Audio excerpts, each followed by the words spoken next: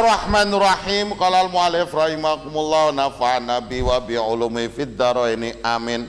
Surutu siatil iktikaf, syarat-syarat sahnya iktikaf. Wa innama yasikhul iktikafu bi syartaini asasaini asartul awali an-niyat wa dzalika inda ibtidaihi bi ayyan wiya al-muqtafil masjid muddatan muayyanatan lita'abudin tahqiqan lis-sunnah falau dakhala al-masjid li ghuradin dunyawiyin aw lam yahdur fi balihi ay qasdin lam yu'tabar lubsuhu fil masjidi iktikafan syar'iyan. Syarat-syarat sahnya iktikaf ya, sebelumnya sudah kita bahas tentang masalah iktikaf. Lah dalam tatanan ibadah itu pasti di situ ada syarat, ada rukun. Lah ini yang harus kita bisa mengetahui definisi syarat itu apa, definisi rukun itu apa. Lah syarat yang awal, syarat sahnya iktikaf yaitu niat. Kapan kita niat iktikaf? Yaitu ketika awal ketika kita masuk masjid, kita berdiam diri di masjid. Lah kita niat di situ, niat untuk ta'abbud lillahi ta'ala, sunatan lillahi ta'ala, yaitu dengan tahqiqan sunnah. Jadi sunatan lillahi ta'ala, nawaitul iktikafa ya, sunatan lillahi ta'ala. Nah sekarang ketika kita masuk masjid tapi bukan tujuan untuk iktikaf ya, tidak terlintas sama sekali dalam hatinya alam yahdur fi balihi qasdin, atau ndak jelas tujuannya, wis ngerti-ngerti saking mumete terus pokoke nah jekong maring masjid lendean nang pojok kok umat mbuh maca apa ya. Tapi tujuannya nggak jelas. Ini tidak bisa dikatakan bahwa ini adalah iktikaf. Nah, makanya kita diajarkan menggunakan pola-pola cerdas. Nah, ketika kita ke masjid, kalau bisa kita sekaligus niat iktikaf. Nawaitul iktikaf madum tu fil masjid. Niat iktikaf selama kita di masjid. Berarti ganjaran iktikaf ya ulih. Nek tujuannya ngelakoni sholat fardu, sholatnya jamaah ya oleh ganjaran. Kan contoh gampang. Lu sampean kebelet ngising, ya kan? Lah wong duwe ilmu karo ora beda. Lah wong duwe ilmu ngising tok lho duwe potensi ganjaran. Lu sampean ngising, berarti mlebu maring WC. Berarti mlebune sikil kiri. Sampai niati krono netepi ajarane Kanjeng sampean ganjaran ora? Hah? Lu tapi beda karena sampean bodoh belet ngising wis mlayu keburit-birit. Pada sikile pas dilalah sing mlebu kiri ndek. Pada mlebune kiri, tapi sampean oleh ganjaran apa ora? Ora. Nah, demikian juga bar maring toilet sampean metune sikil tengen niate krono derek ajarane Kanjeng Nabi tanpa ganjaran apa ora? Tapi pada metu sikil tengen tapi ora terlintas sampean kordut alhamdulillah. lagi makanya dalam banyak hal kenapa ilmu dalam Islam itu diprioritas nganti ibaratnya naumul alim khairun min ibadatil jahil. Lu turune wong alim lho. Iki gen luwih apik tenimbang ibadahe wong sing goblok. Lho wong sing goblok kadang ora genah arah. Lho turune wong alim iki mikir keprimen. Apa yang harus dilakukan untuk bisa semakin mendekatkan diri kepada Allah. Nah turune wong goblok. Ya Allah, mumet orang merem turu karena turune be terpaksa ngerti-ngerti turu akan ora bisa-bisa turu kadang ora kerasa ya. Makanya iki lah yang membedakan itu diantaranya di sini ya. Jadi kita harus berislam secara cerdas. Bagaimana semua hal yang berpotensi untuk mendatangkan kebaikan dan kita mendapatkan pahala dari mulai hal yang sekecil mungkin. Nah, ya. Sampai ke toilet sikil kiri. Karena apa? Itu adalah tempat kotor. Ajaran Kanjeng Nabi sikil kiri. Sampean pemane nganggo sandal, gualdina ya, nganggo sandal awali sing tengen disit krana apa ajarane Kanjeng wong liya ngerti apa ora nek kowe potensi ganjaran ya. Sampean tahu terlintas apa ora bayangane sampean ngger wong nang masjid metekut wae iku wong topan ya. Terus mungkin bisa jadi sampean nang kebon ya, sampean tujuannya apa krana netepi kewajiban nafakoi anak bojo. Iki top ora? Ya top. Ya. Lah kok dibandingkan mengko dina-dina ana wong ahli ibadah. Dohire ahli ibadah, opo dina-dina tengok-tengok nang masjid dina-dina nglakoni sunat meteng-teng tapi di waktu yang sama ninggalaken kewajiban apik sing ndi.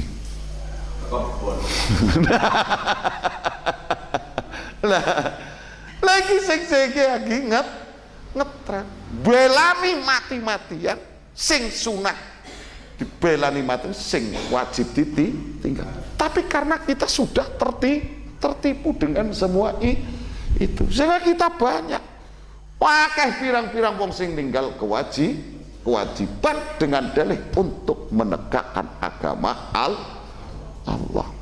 Aja dikira terus sampai nang masjid tok mesti apike ora. Bisa jadi gen apik sing tukang mikul, gen apik sing dadi kuli pasar.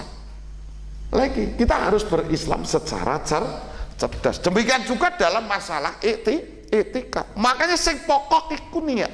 Niat ketika awal yaitu ketika kita masuk masjid kita berdiam diri di masjid, di situ dengan tujuan kita melakukan apa yang disunahkan oleh Kanjeng Nabi. Jadi bukan tujuannya jelas sekalian.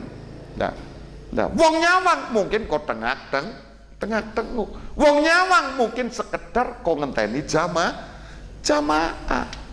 Ya ora? Hah?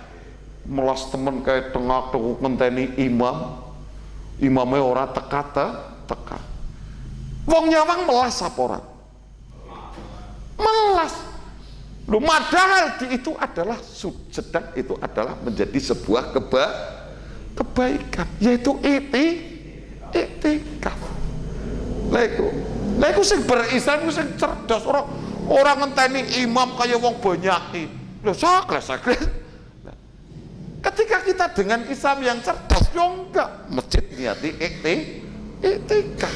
Berarti kita berpotensi untuk mendapatkan kanan kiri Oke, ya. Jadi makanya wis penak bae, ya, penak.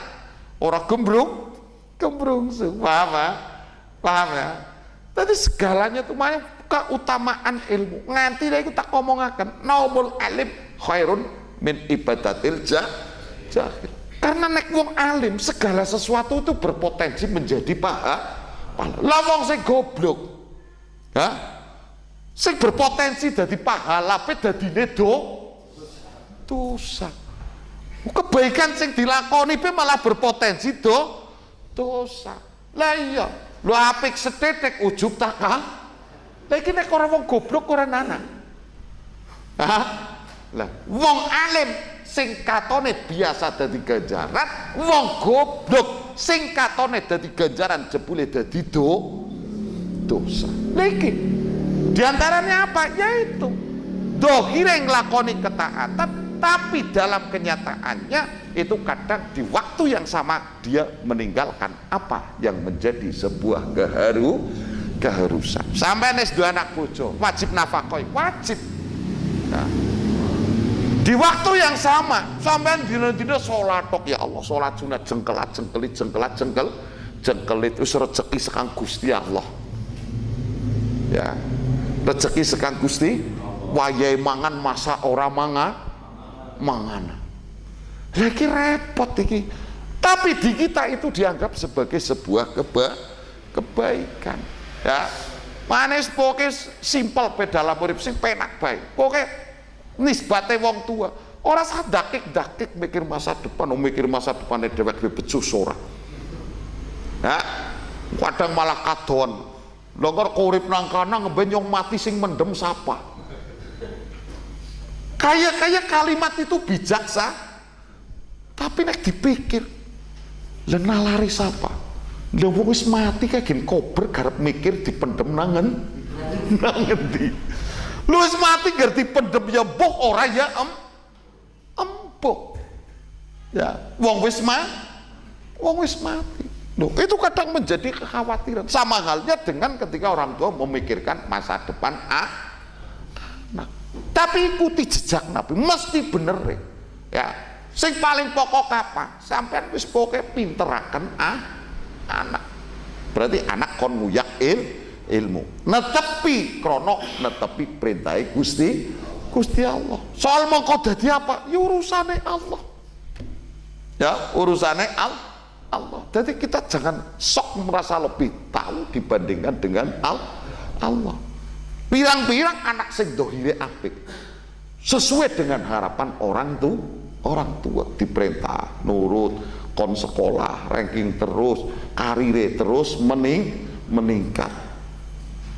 Apakah itu sebuah keberhasilan? Ora. Belum tentu. Kadang siji petakilan, kon sekolah goblok. Ya, boro-boro ranking gawean orang genah. Tapi ternyata justru pada hari tuanya orang tua itu justru yang ngurus malah yang kelantang yang dianggap sukses itu justru sudah tidak pernah berpikir dengan keadaan orang tua. Kita selalu saja salah dengan itu. Makanya kita kembali kepada ajaran Allah mesti bener ya, jelas ya. Jadi segala sesuatu berpotensi ganjaran. Sampai nyambut gawe maring sawah ganjarane gede. Sampeyan sing tukang cat, ana sing tukang ngarit. Jangan dikira itu kemudian itu ora apik.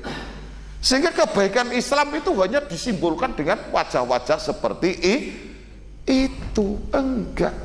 Ya, coba nih kok nyambut gawe. Lo toilet lo potensi ganjaran lo modal sikil kiri melebu sikil kiri metu sikil kanan. Tapi bagi orang goblok ya tidak ada apa-apanya. Ya paham ya. Makanya demikian juga lo sampean kok kelintang-kelintung mlaku lo maring masjid bae, maring masjid ser umpamane salat tahiyatul masjid jekong niati iktikaf. Kan tidak waktu harus berapa lama kan tidak ada ketentuan. Berarti selama itu di masjid sama nasline wong mumet. Tapi dengan niat iktikaf tetap mendapatkan pahala iktikaf. Orang kok mumet tok yang ditambah-tambah. Ya, penak ya. Jadi maring masjid niati iktikaf. Senajan jekong sela karo nunut kipas angin, kadang kayak Kang Parsan ya mungkin karo nunut adus. Nunut adus nang masjid bar kowe karo mandan garing diniati iktikaf sah. Tapi selama ini bayangan kita kan berarti kudu koyo kang omah kudu niat tuh wis niat iktikaf, wis pakaiane wis siap-siap iktikaf. Enggak. Kapan saja kita masuk masjid kok di situ kita niat iktikaf. Yang penting di situ ada waktu kita berdiam diri di situ meskipun sebentar itu kita sudah mendapatkan pahala iktikaf. Mulai niat. Mana innamal a'malu binniyat. Jadi innamal a'malu binniyat itu benar-benar itu sebuah rahmat Allah yang diberikan kepada manusia karena semua kebaikan itu akan menjadi potensi berpahala ketika diniati dengan niat yang baik. Iya. Niat tuh nyambung Kang. Lah geng ya koden. Nah. Ya nek kodene oleh. Lah nek ora oleh duit goblek ora, ganjaran ora, ora boleh. Makanya wong Islam zaman biyen iku kuatnya luar biasa jiwane. Karena apa? Terbiasa dengan itu. Dia tidak gampang menyerah.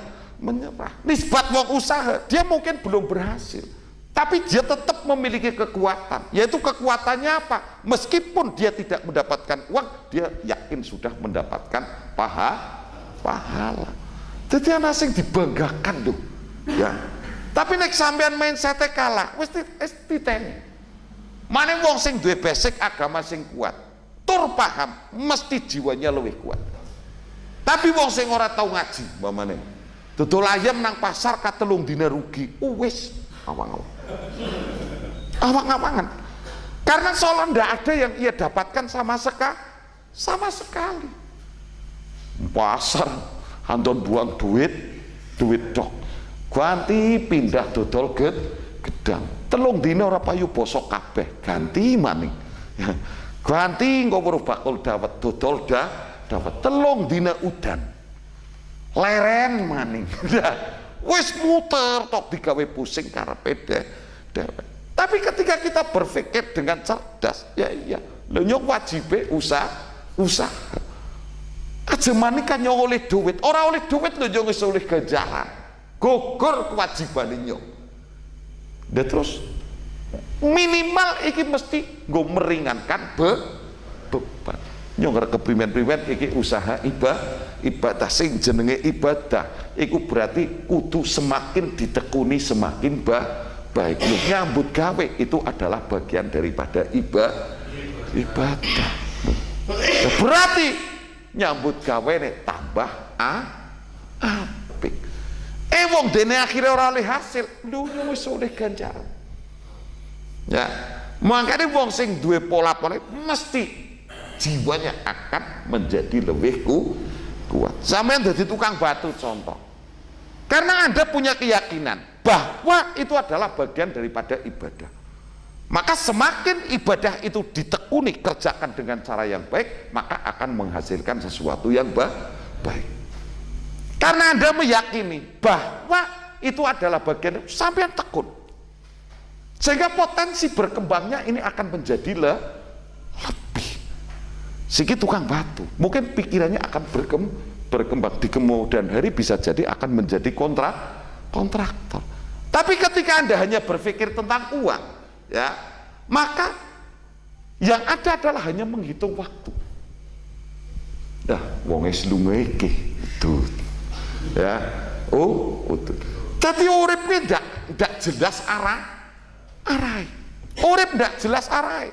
Karena profesi Anda itu adalah sebagai kerja, tapi tidak pernah berpikir kerja, tapi berpikirnya adalah hanya waktu. Itik-itik urung luhur ya lah, iya. Lah, sehingga bagaimana kita akan menjadi orang yang bisa berkembang. Jadi dalam konsep agama itu sudah jelas. Ya, makanya di situ orang anak mestine wong bingung gawean.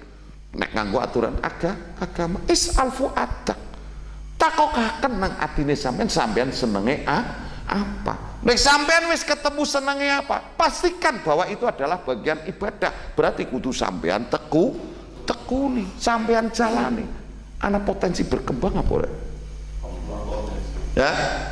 Potensi berkembangnya pasti sangat tinggi. Nah, beda ketika kita hanya berpikir uang dan uang. Yang di hadapan kita adalah pekerjaan, yang kita kejar itu adalah, yang kita kejar dan kita tunggu adalah hanya waktu. Berkembang orang pikirannya. Sampai jadi tukang batu, Anda hanya berpikir uang, maka yang ada nantikan adalah jam 12 istirahat. Jadi sekedar ruang untuk berpikir, meningkatkan pola kerja itu ndak ada. Ya orang ditakin di yakin, hah? Lah iya. Kok jam 1 mulai, kemudian apakah dia fokus berpikir banyak tentang pekerjaan? Enggak. Karena dia asal kerja. Karena apa? Yang ditunggu adalah hanya jam 5. Jadi urip itu tidak punya arah yang yang jelas.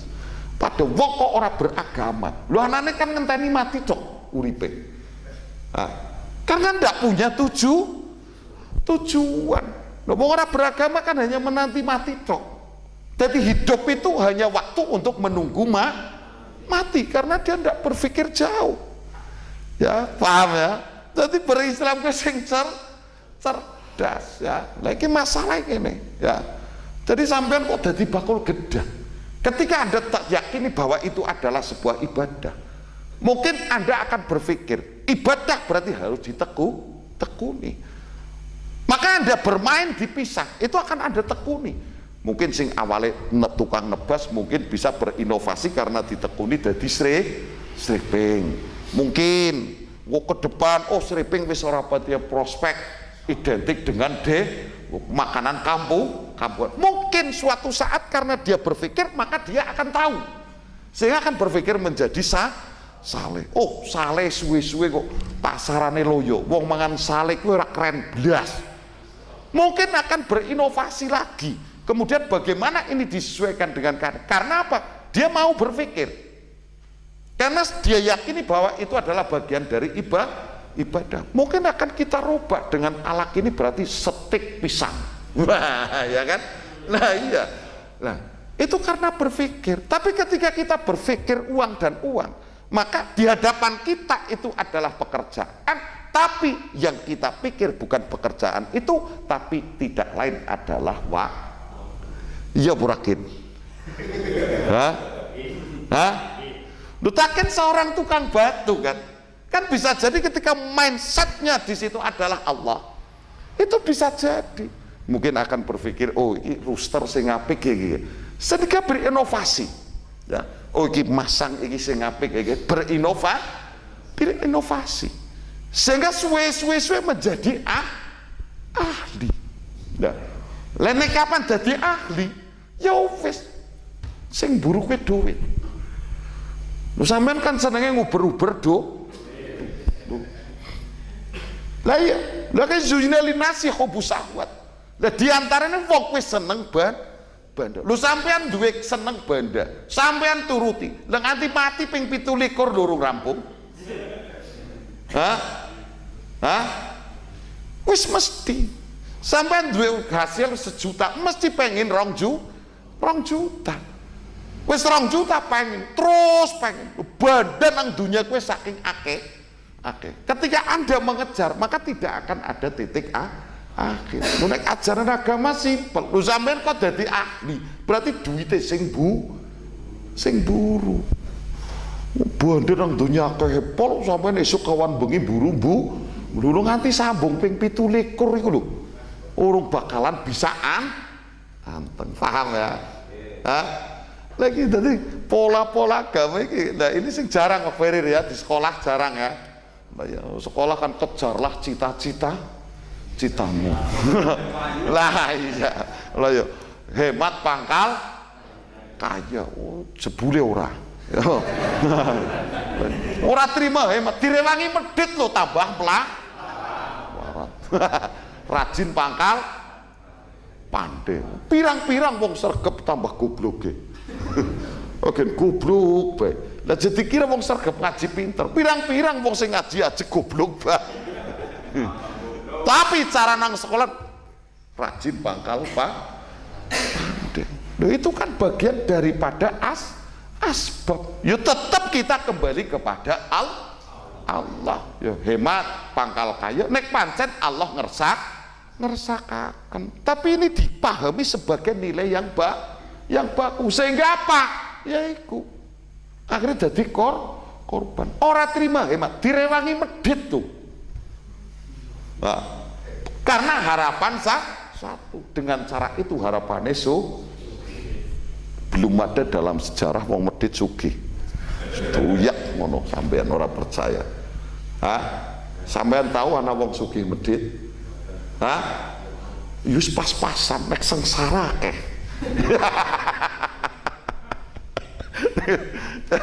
Jelas ya.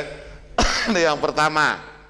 Jadi konsep niat itu saking itu adalah wujud kasih sayang Allah kepada kita. Artinya banyak hal selama itu tidak bertentangan dengan syariat Islam, maka itu akan menjadi potensi sebuah kebaikan, yaitu dengan catatan di situ nih lihat mari innamal a'malu biniat. Cara gampangnya mlebu WC berpotensi ganjaran apa maning kasing luwih sekang kuwe. Lho selama ini kan ora bayangan ngono kan ibadah kan tengah-tengah. Ya Allahu Akbar ya. Lagi yang kemudian paham itu kebablasan ya, kebablasan ya, dohire ahli ibadah tapi di waktu yang bersamaan dia justru meninggalkan kewajiban. Nah Islam dika ana wong sorbanan, ana wong sendiri sorbanan, siji tukang manggul uwuh, mesti sampean akan memvonis sing apik sing ndi? Sing apik wong top sing ndi? Iya. Esuk duha, bar duha wiridan duha. Wah, muko urung subuh, urung luhur, gua asik nang kono. Ya qobliyah duhur, terus maca duhire apik, mesti apik para urung mesti. Ya, mari kabeh kowe kudu nganggo ilmu ya. Jelas ya, niat itu paling ini. Asar tu asani al-lubsu fil masad wa yanbaghi ayastam lubsu ila muddatin tusamma fil urfi iktikafan wa yadkhulu fi hadha syarti surutu jawazi lubsi fil masjid wa ya taharatun minal jinabah wa taharatun minal haidi wa nifas wa khuluwi thawbi wal badani min najasatin yuhtamalu ayatawlawasa bihal masjid. Syarat yang kedua itu adalah al-lubsu fil masjid, yaitu berdiam diri di masjid. Sampai kapan? Dan sebaiknya di situ adalah berdiamnya di masjid itu sampai waktu yang secara umum dikatakan di situ adalah sebagai iktikaf. Yus berdiam diri, setengah jam, mungkin seperempat jam, ya, tidak masalah. Itu bisa, itu sudah dikatakan iktikaf. Enak ora? Enak kok. Tapi Kang Parsan yang biasa ngaduk jenengan, siapa sing membayangkan? Jebule dalah-dalah rimu rumah tengah ke istirahat nang masjid karo niat iktikaf. Awak ya adem ganjarane ya ya. Wong nyawang. Kang Parsan wong nunut jebule wong iktikaf tuh iki. Lah sing cerdas iki ya. Dan berislam itu dengan cara yang cerdas. Loh, karena apa? Secara waktu di situ secara umum itu dikatakan sebagai iktikaf, sampai berdiam diri. Nah, dan masuk pada syarat ini itu termasuk syarat bahwa yang termasuk syaratnya iktikaf juga itu termasuk yaitu syarat jawazul lubsi fil masajid. Lah, termasuk kategori masuk dalam kategori syarat iktikaf ini adalah syarat-syaratnya bolehnya kita untuk berdiam diri di masjid, yaitu yang pertama kita boleh di masjid berdiam diri ketika di situ satu toharatun minal jinabah ya, kurakna wong junub ya nang kono terus tengak-tenguk nang masjid. Lah wa taharatu minal haid wa nifas, nisbate wong wadon iki kudu suci dari haid dan nifas ya. Wa khuluwu thawbi mim awal badan min najasatin yuhtamalu ayatau bihal masjid, dan tidak adanya najis-najis pada pakaian atau badan yang berpotensi untuk mengotori masjid. Itu sah. Fa'in kharaja minal masjidi li ghairi udrin in qata'a i'tikafuhu aibatola amma idza kharaja li udrin wa adalam yang qati wa kana fi hukmil mutatabi hada wala yustaratu li tahsili sunnatil i'tikafi saum walakin yusannu wa dalilu dzalika marahul hakim an ibni Abbasin radhiyallahu anhuma inna nabiyya sallallahu alaihi wasallam qala laisa 'alal mu'takifi siyamun illa ayyaj'alahu 'ala nafsihi. Lah sekarang ketika orang yang iktikaf itu kemudian keluar dari masjid tanpa adanya udzur, maka secara otomatis itu iktikafnya batal. Artinya ketika batal, berarti ketika kok mau melanjutkan iktikaf, maka harus kemudian diawali dengan niat yang baru, sehingga batal. Tapi ketika di situ karena udzur, karena buang hajat umpamanya, ya tidak masalah. Setelah itu kembali lagi kita melanjutkan iktikaf. Lah, wala yuntasili sunat iktikaf, dan di dalam iktikaf itu tidak berhubungan dengan masalah puasa. Artinya apa? Sahnya iktikaf itu tidak digantungkan dengan puasa. Karena selama ini kita taunya ketika iktikaf itu adalah pada bulan Ramadan, dan bahkan dengan puasa pun tidak ada disyaratkan. Artinya tanpa harus puasa, niat iktikaf tetap sah, ya, jadi penak. Lah adapun puasa itu adalah sunat, ya, walakin disunatkan ketika iktikaf itu dengan puasa itu sekedar sunat. Karena apa? Didasarkan hadis an Ibni Abbasin radhiyallahu anhuma, inna Nabi sallallahu alaihi wasallam qala laisa 'alal mu'takif siyamun illa ayaj'alahu 'ala nafsihi. Ya, tidak ada keharusan bagi orang yang iktikaf untuk berpuasa, kecuali dia menjadikan puasa itu terhadap dirinya. Artinya yus kehendak sendiri. Al-i'tikafu al-mandur wa huwa an-naw'u ats-tsalisu min anwa'il i'tikafi al-madhkurah fa inna dara i'tikafa muddatan fa inna dara i'tikafa muddatin muayyanatin ala sabilit tatabu'i lam yajuz lahu al-khuruj minal masjidi illa li hajatin ka qada'i hajatin wa wudu'in wa nahwihi. Fa in kharaja lidzalika lam yahrum wa lam yanqadi tatabu'ul i'tikafihi, amma in kharaja li ghairi udrin kan nuzhatin wa ka amri ghairi darurin haruma alaihi dzalik wa qata'a tatabu i'tikafihi wa wajaba alaihi istiqnaful i'tikaf walau nadaro ayatakifa wa huwa sha'im lazimahu dzalik li annahu afdalu fa idza iltazamahu bin nadrin lazimahu walau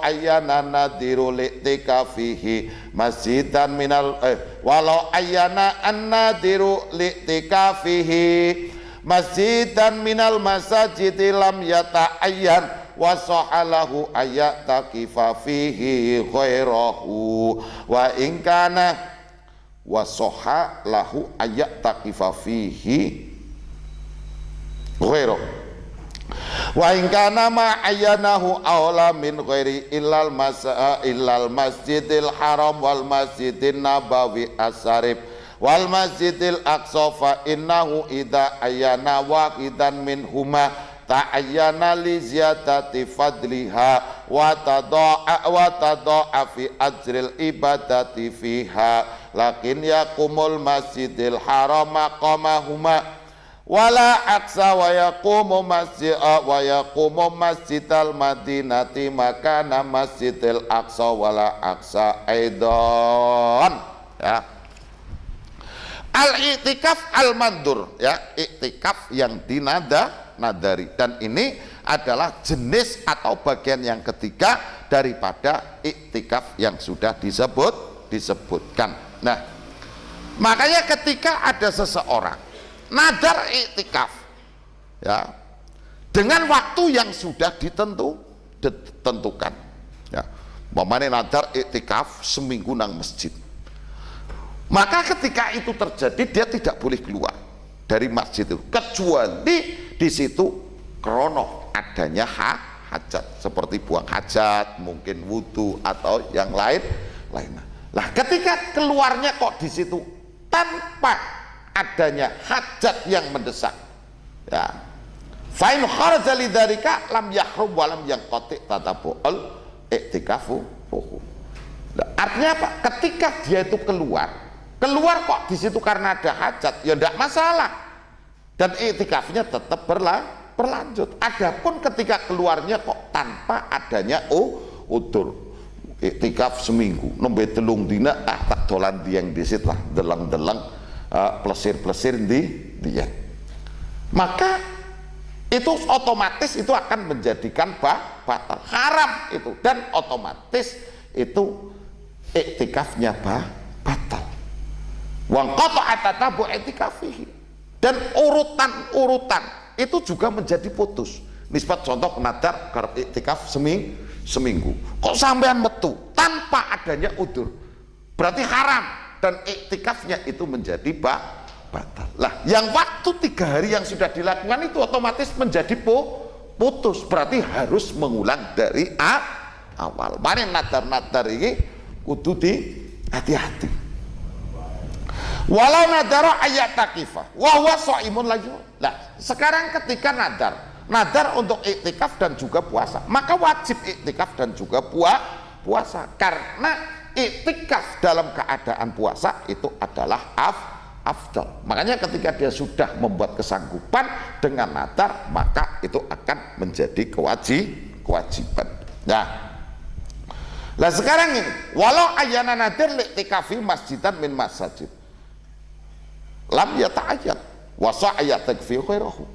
Lah sekarang ketika seseorang itu nadar akan iktikaf di Masjid Baitusalam contohnya, apakah harus diwujudkan iktikaf di situ? Tidak. Dan itu boleh diwujudkan di masjid lain. Akhirnya waduh kayaknya wis malah siki pindah nang Medayu, akhirnya diganti iktikaf nang Medayu ketika nadar, boleh, karena derajatnya ini masih sama. Lah fi fa in kana ma ayyanu aula, lah beda ketika yang ditentukan itu lebih utama dari masjid yang lain. Contoh kayak Masjidil Haram, Masjid Nabawi, Masjidil Aqsa. Oh sudah ditentukan itu, maka harus di situ, ya, karena itu ada keutamaan tersendiri dan pahalanya jelas berlipat ganda dibandingkan masjid yang lain. Sampean kok nadar iktikaf nang Masjidil Haram, ini tidak bisa dilakukan di masjid lain, karena di Masjidil Haram itu keutamaannya jelas lebih dan pahalanya juga lebih. Fa innahu idza aya wahidan minha ta'ayyana li ziyadati fadliha. Ya, jelas ya. Adabul iktikaf wallahu a'lam shawab. Ya, semoga. Assalamualaikum.